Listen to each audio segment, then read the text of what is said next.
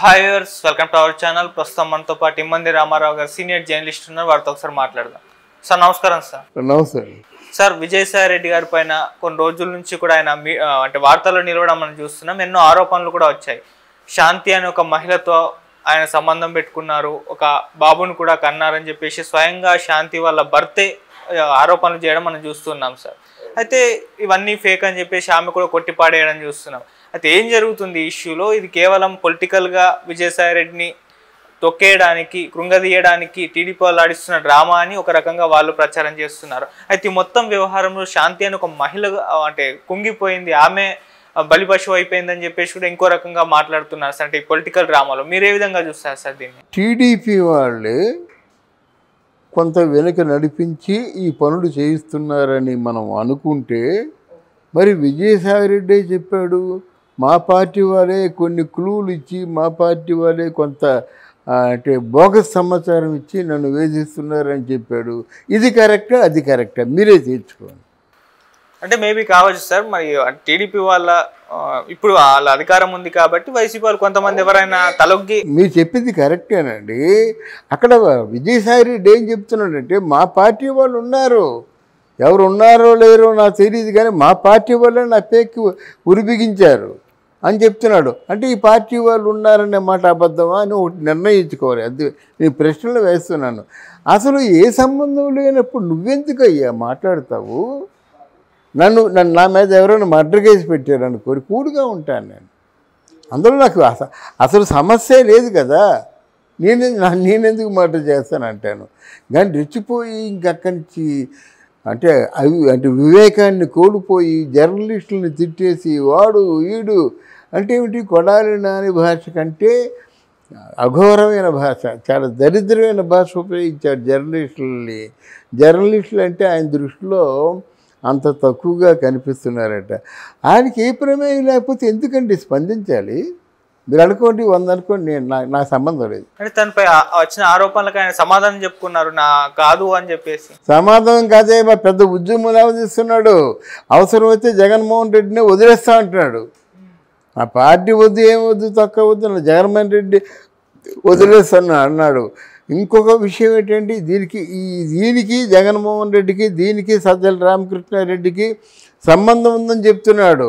Okay, అంటే విజయసాయి రెడ్డిని వదిలించుకోవడానికి జగన్మోహన్ రెడ్డి గారు ఈ ప్లాన్ వేశారంటారా సార్? విజయసాయి రెడ్డిని వదిలించుకోవడానికి జగన్మోహన్ రెడ్డి ప్లాన్ వేశాడో, సజ్జల రామకృష్ణారెడ్డి ప్లాన్ వేశాడో, వీళ్ళిద్దరి పాత్ర ఉందని చెప్పి చెప్తున్నాడు. అవసరమైతే పార్టీకి నేను రిజైన్ చేస్తా, అవసరమైతే ఎలాంటి ఛానల్స్ కొన్ని పెడతా, అప్పుడు అంతు చూస్తా, నిస్వార్థమైనటువంటి ఛానల్ని, మంచి అంటే నాణ్యమైన రాజకీయాలు మాట్లాడే ఛానల్ని పెడతా ఉన్నాడు.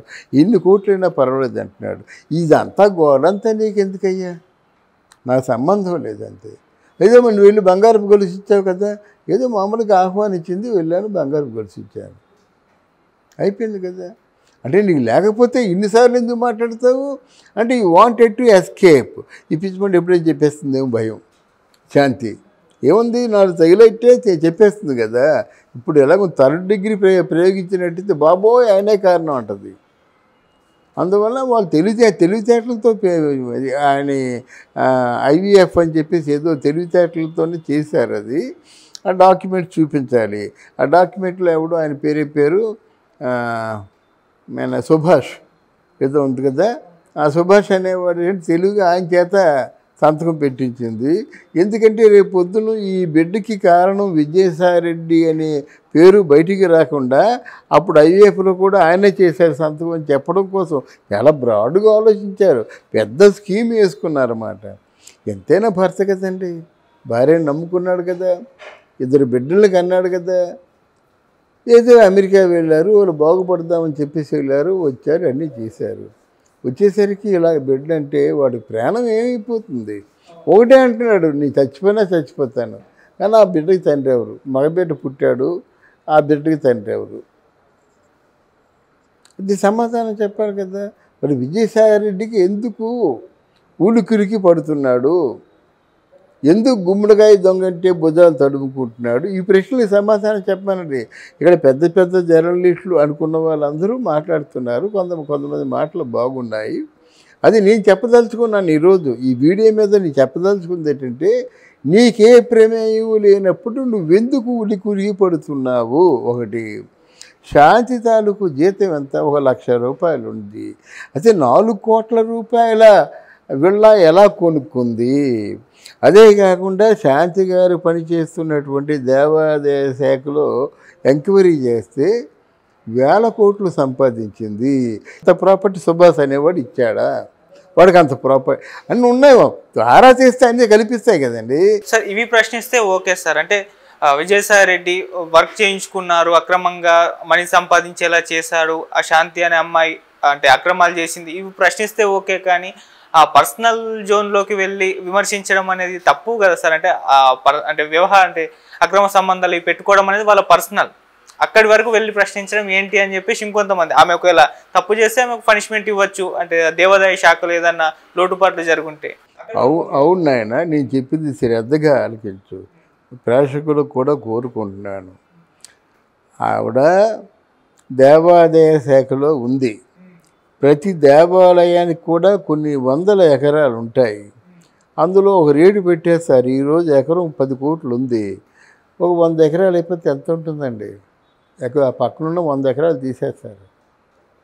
ఎంత అవుతుందండి? ఆ తీసేయడానికి అనుకూలంగా ఉంటుందని విజయసాయి రెడ్డి ఈమెను ఎంపిక చేసుకున్నాడు. వీళ్ళిద్దరూ కూడా కలిసికట్టుగా కొన్ని భూముల్ని సెటిల్మెంట్ చేసేసి తనకి రావాల్సిన డబ్బు తీసుకుంది. అందుకే దాని కోట్ల కోట్లు 100 కోట్లు ఉన్నాయి, ఆవిడకి 1000 కోట్లు కూడా ఉన్నాయంటున్నారు. అంటే వీళ్ళిద్దరి మధ్య పరిచయం ఎలా జరిగిందంటే, దేవాదాయ శాఖలో ఉన్నటువంటి అంటే పేరులోకి రాని భూముల్ని సెటిల్ చేసుకున్నారు. అందుకే అన్ని కోట్లు సంపాదించారు. అందుకే విజయసాయి రెడ్డి గారికి శాంతితో అంత అక్కర పడింది. ఇదంతా చాప కింద నీరులాగా జరిగింది. ఈరోజు జగన్మోహన్ రెడ్డి విజయసాయి రెడ్డి ముఖం చూడను అంటున్నాడంటే కారణం, అరే నాకు తెలియకుండా ఇన్ని కోట్లు సంపాదించుకున్నాడా? ఆయన డబ్బు అంటే పంచి ప్రాణాలు ఎవరికి? జగన్మోహన్ రెడ్డికి. అమ్మ నీ 1000 కోట్లు సంపాదించాడు కదా, కాదు ముఖం చూడను, పార్టీ సస్పెండ్ చేస్తాడు అనుకున్నారన్నమాట. కారణం ఇది. ఇకపోతే నా భార్యకి బిడ్డ పుట్టాడు, అది నేను కాదు, నిజాలు నిగ్గు తేల్చండి, DNA పరీక్ష చేయించండి అని మీరు నేను కోరుకోలేదు, సొంత భర్త కోరుకున్నాడు. ఎవరైతే 2 సంవత్సరాలు అమెరికాలో ఉండి వచ్చాడో ఆ భర్త కోరుకున్నాడు. అది అసలు ఇంత పెద్ద తగాదా జరిగేది కాదు. శాంతి అవును పొరపాటు అయ్యింది, విజయసాయి రెడ్డితో బిడ్డను కన్నాను అని చెప్తే ఇంత గొడవే ఉండదు కదా. ఆ విజయసాయి రెడ్డితో చెప్పుకుంటాడు, ఆవిడేదో అంటే తగ్గు సెటిల్మెంట్ అయిపోతుంది కదా. అలా కాకుండా ముడిపెట్టింది, నేను చాలా సాధ్యమని, నాకు చాలా పవిత్ర భావాలు ఉన్నాయి అని చెప్పుకుంటుంది. అందుకే గొడవ అవుతుంది.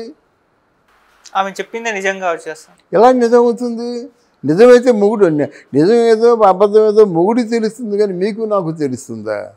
అదే సార్, ఆ మొగుడు వెనకాల టీడీపీ ఉందని చెప్పేసి ఆరోపణలు కూడా వస్తున్నాయి కదా సార్, వాళ్ళే చేస్తున్నారు అంటే ఈ విధంగా చెప్పిస్తున్నారు భర్తతో విజయసాయి రెడ్డిని. ఎలా చెప్పిస్తారండి? విజయసాయి రెడ్డికి విరేచన అవ్వకపోయినా టీడీపీ కుట్రంది అంటారండి. అలాగే వాళ్ళకేమో ఆ వయసు రీత్యా విరేచన అవ్వలేదంటే ఇది కేవలం చంద్రబాబు నాయుడు కుట్రంటే అంత అమాయకంగా ఎవరవుతారండి? ఆయన విజయసాయి ఎంత తెగిస్తాడో మొన్న ఈ మాటలు బట్టి తెలుస్తుంది కదా. ప్రతిరోజు మీటింగ్ పెట్టడం, జర్నలిస్టులను తిట్టడం అనుకుని ఆ తలకాయ కాస్తైనా ఇంగిత జ్ఞానం లేదండి. జర్నలిస్టులను తిడతావు. నెపోలియన్ లాంటివాడు 1000 మంది సైనికులు వచ్చినా పర్వాలేదు, కానీ ఒక జర్నలిస్ట్కి నేను భయపడతానన్నాడు. అటువంటి జర్నలిస్ట్కి నువ్వు నోటికి వచ్చింది వాగుతావా? ఆ మాత్రం ఇంగిత జ్ఞానం లేదు, ఆ మాత్రం నైతిక విలువలు తెలుసుకోవాల్సిన అవసరం లేదు. ఎంతోమంది ఉంటారు జర్నలిస్టులు, జర్నలిజంతో చచ్చిపోయే వాళ్ళు ఉంటారు. జర్నలిజంలో వాళ్ళ తాలూకు కెరీర్ పుట్టి జర్నలిజంతోనే అంతమైపోయిన ఉంటారు. వీళ్ళందరూ వేధవనేనా? నువ్వు వేధవంట ఏమంటావు? మిగతా వాళ్ళు వేధవన్నారు వేధవంటారు. నువ్వు గాడిదంటే ఏమంటావు? అడ్డగాడిదే అంటావు. ఈ విషయాలు గుర్తుంచుకోవాలి కదా. అందుకనే విజయసాయి రెడ్డికి